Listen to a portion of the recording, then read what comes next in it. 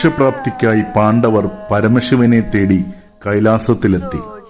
എന്നാൽ അദ്ദേഹം അവിടെ നിന്നും പാണ്ഡവർക്ക് ദർശന അനുവാദം നൽകാതെ പോവുകയും ചെയ്തു.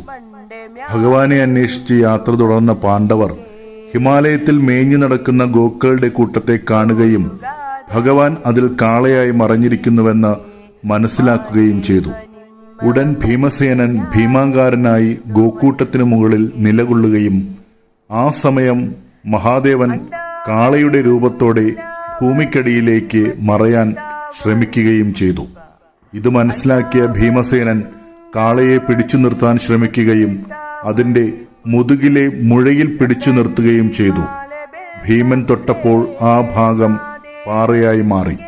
പിന്നീട് പാണ്ഡവർ അവിടെ ഒരു ക്ഷേത്രം പണിതു.